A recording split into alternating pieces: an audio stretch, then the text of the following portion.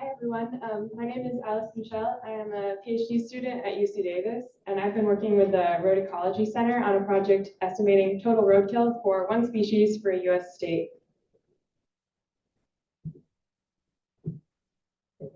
So I'd just like to start out by thanking our funders. So thanks to the Wildlife Conservation Network. Thank you also to the providers of the data that I'll be talking about today. So the CHP officers, also volunteers submitting observations to California Roadkill Observation System, and then the Road Ecology Center more generally. So wildlife vehicle collisions, hereafter referred to as WVC or roadkill more colloquially, are recognized as potentially important sources of wildlife mortality. But the rate of WVC and its impact on wildlife populations is only known for some small geographies and species. Nevertheless, wildlife conservation, including fencings and crossings and hunting quotas, are often based on population estimates that do not take into consideration quantified WVC rates. And this is because there's no simple published method for estimating WVC rates for individual species that works at a large scale, such as the size of a US state. So here we suggest that WVC rates may be important in wildlife population modeling and conservation. And so we propose and describe a method to calculate the total amount of WVC for individual species at the extent of a state. And we are starting with mule deer or black-tailed deer in the state of California as our kind of test species, and working on extending this analysis to other species. So we're going to be providing an estimate of WVC per year. So for deer, that's DVC per year. The study area we're looking at, again, California, the observations are coming from CROSS. So that's the California Roadkill Observation System that you just heard about. So these are volunteer observations. But we started with a subset of that, which are California Highway Patrol observations, or CHIPs. And that is because CHIPs patrols California state highways daily, so we're able to kind of quantify search effort, which is important to this analysis. And so we start there. And then looking at deer in the data set. And then we also have the California road system, so we're pulling variables from state highways and across the CRS, or California road system data set. And I'll talk a little bit about what those variables are soon. And this analysis is just focusing on paved roads. So the modeling framework we're using is GenEst, which is produced by the USGS. It's a generalized estimator for mortality. It was developed for wind turbines, but the kind of process is the same, that you have observations of mortality, and that is a simple binomial function of true mortality and some detection probability. So this has previously been used at a smaller scale for roadkill, given that some of the assumptions are very overlapping with wind turbine mortality in this cool paper that I recommend here. And how GenEst works is it's calculating uncertainty in the total detection probability by invoking a bunch of parameters for carcass visibility and persistence, as well as the efficiency of the searcher and the effort. So I'll talk about how we estimated those parameters shortly. And so we use this to estimate true mortality rates with a bunch of different covariates that I'll first go over. So our covariates come from a couple different data sources. So from the roads data, we have the Highway Performance Monitoring System, or HPMS, and we have data at the small scale for rural versus small urban areas in California. We also have data for a number of cars per day, so traffic volume, and we bin that into categories. We're also pulling data on where deer are to start with. So we have a habitat suitability map from California Department of Fish and Wildlife. But when looking at this map, we notice that there are some places that are considered not deer habitat, so out of the blue, so in the gray areas, where we've either seen deer, we know they exist, or there's roadkill in the CROSS database. So we need to deal with that, extend the habitat map. So we did that quite simply and rather conservatively by buffering each point where there's roadkill in CROSS by 1 kilometer as a conservative kind of estimate of deer range size, to have a measure of what I'm calling fair habitat in this map here. as opposed to good. And the gray regions I'm going to call poor habitat. Finally, last covariate is ecoregion. So 5 ecoregions in California defined at the map on the right. Now moving into the parameter selection for the GenS model. So carcass persistence, that basically it means how long is a carcass detectable on the road. So whether it's been removed by scavengers or decomposition, it's no longer detectable. So this comes into the model on the probability detection side. Probability detection is the probability that an observer observed a carcass given that it was there. And so carcass persistence alters the probability that the carcass was there during the period of the search. And luckily, we are able to kind of estimate this from our database. So from the cross database, there are a number of re-observations where the same carcass was reported multiple times by volunteers. So we have many different species we did this at. And now zooming in for the deer analysis, we use the re-observations of deer. We're looking at 41 fresh carcasses, so less than 24 hours since the first observation of the collision. And we're basically just do a survival analysis, and we find that half of fresh deer carcasses are no longer present or no longer identifiable at all at just over 2 days. And we run an analysis based on the hypothesis that this could vary seasonally, whether through differences in scavenging or weathering factors. We have different numbers for the dry season and the rainy season in California.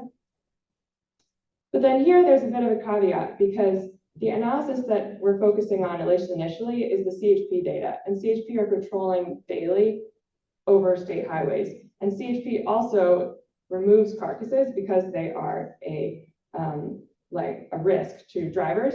So that actually might mean that in the data set we're looking at for our test, the persistence time is lower, more like 1 day. And if we were to apply that carcass persistence rate to the analysis, that would look at increasing the roadkill rate by 1.3-ish times. But for the purposes of using our calculation and being more conservative, I'm going to use these dry and rainy numbers you're seeing here for the calculation I present. The next parameter is search efficiency. So this is how likely is it that an observer patrolling on a road, so CHP in this case, detects a carcass. And this varies with the size of the carcass too. So to kind of get at this estimate, so where this comes in the model, this comes in the probability detection, but on the probability observed side, given that it was there. So we are using a literature search for this because we didn't have an empirical way to estimate it. And there's a lot of variation. It varies a lot based on the size of the animal that an observer is trying to detect, as you might imagine, as well as the speed. And in the literature where there's been parallel driving walking surveys, they tend to be going at smaller speeds. But overall, we see this kind of general median of around 65% for large species that might be similar in size to deer. So we went with that for the analysis to do a little sensitivity analysis because there is a lot of variability here. If we apply conservative bounds between 25 and 90%, we're looking at an effect at the end of 1.6 to 0.9 times. But again, we're going to use 65 going forward. So the last parameter I want to talk about is the density weighted proportion, or DWP. This just means what percent of roadkill carcasses end up on the road to be detected. And this has a very large effect on the mortality estimate because DWP directly scales G, which is that probability of detection, because it's just, if the roadkill is not there, it can't be detected.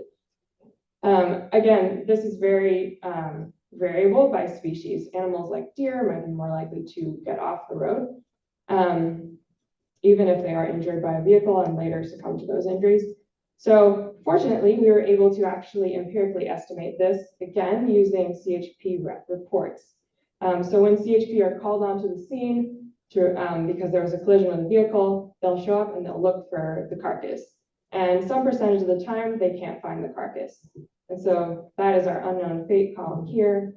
And that means that 1 minus DWP is the unknown fate. So DWP, that percent on the road, we're estimating at 45%.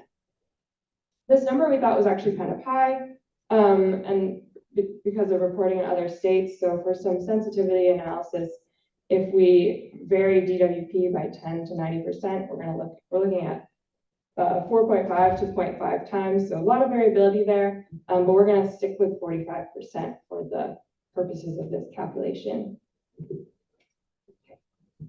So now going on to some results. So which cofactors or the covariates that I talked about influence deer roadkill rates in California? This analysis is looking at 2023, but there were similarities between different years. So we see a apparent peak in deer vehicle collisions or DVC per year at intermediate traffic volume.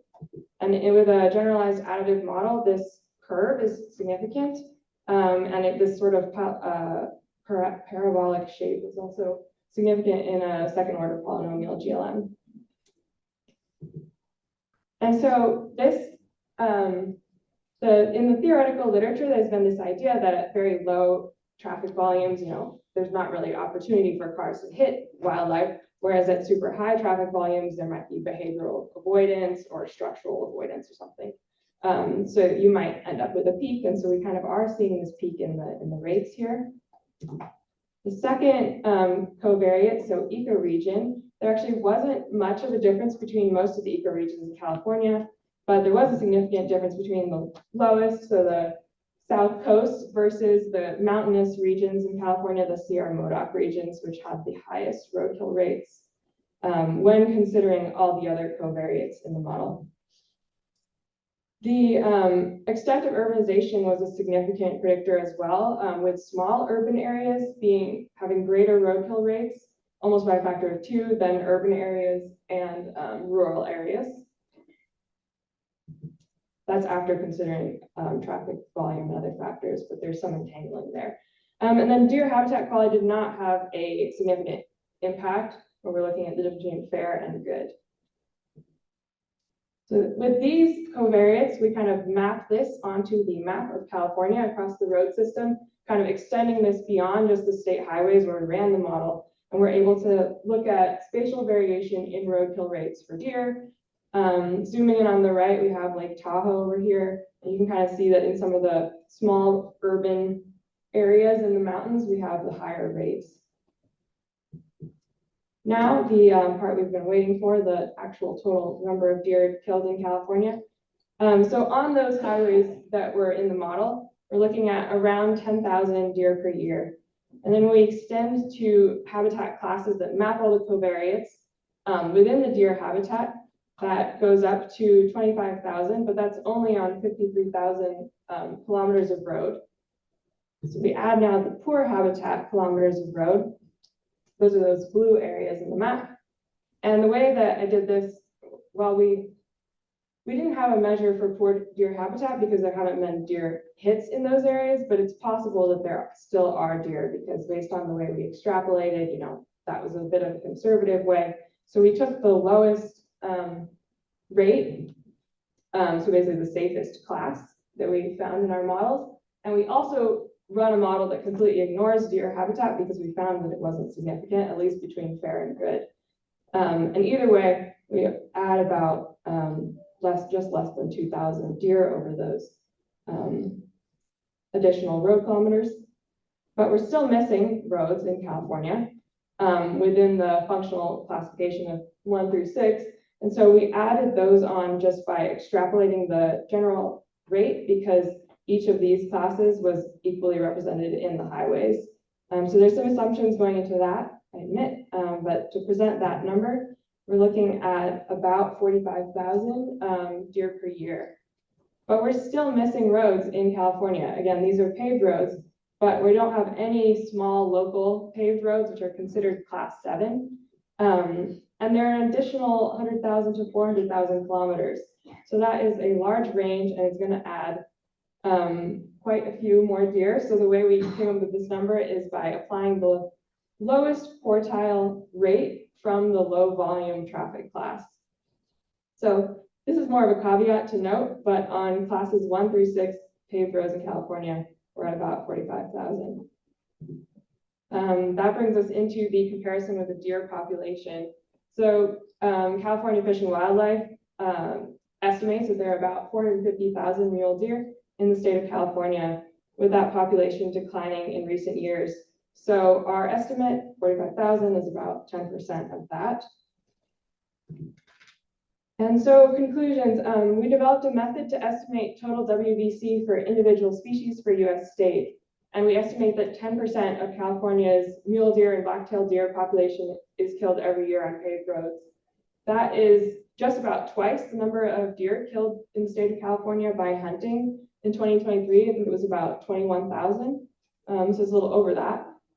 And the state doesn't include any estimates of deer vehicle collisions, whether at the local, regional, or statewide level, in management plans, even though it's clearly a large impact on the population. And deer are not likely to be uniquely impacted by roadkill among all the wildlife species in California or any state. So for next steps for this project, we want to extend our analysis from the CHP dataset to the cross dataset to make it more generalizable to other species that CHP might not be reporting as regimentedly. And the challenge with that is really quantifying search effort. We're working on it. Other species modeling is also something in the works. So starting with mountain lion, bear, and elk, and species that we have CHP data, and then extending from there to a variety of common and rare species in California is our goal going forward.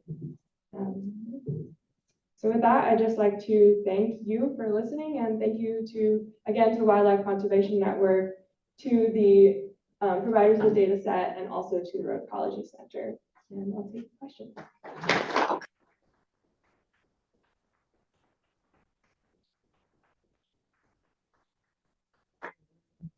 Oh, hello. Hello. Use the podium. And just repeat the questions. Oh, boy.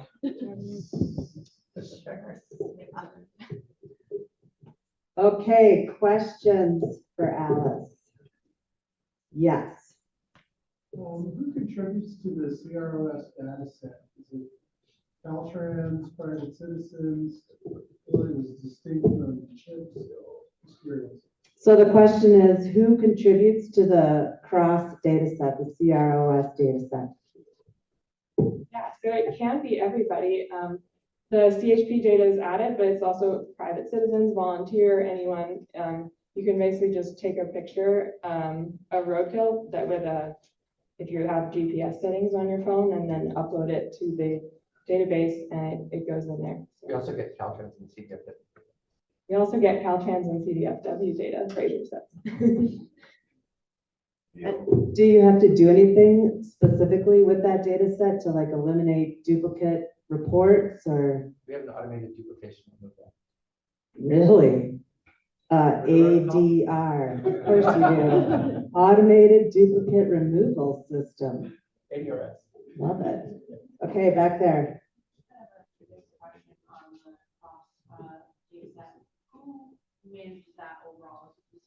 Yeah. Who manages the cross data set? The answer from the audience, UC Davis. Oh yeah. Yeah, over here. I love the talk. I love that you were able to put it together. My question is we have a sense of what your 10%, how that compares to maybe some of the states that are estimating roadkills in their states? How does your estimation of roadkill compare to, or your number of roadkill compared to other states' estimations of roadkill? Yeah, yours is empirically derived. Some people are probably talking we have 5 or 10 or 15%. Yeah, I can't speak too much to other states. Things I'm thinking about. So I think I guess we have a sense of underreporting in other states. So there's been estimates of 4-fold to 10-fold underreporting based on pure observation, but I don't know the actual effect on the population sizes in those states, just because I don't know that. The other thing I'm thinking about that could be relevant to the question, I guess, is in California, we have estimates from State Farm, so insurance claims, and that hovers around 20,000 deer per year. So the estimate here is about twice that, but that's still in the state of California. Yeah, sorry, I don't know about other states. California, so it's good. Okay, good. Okay. Thank you, Alice. Well done.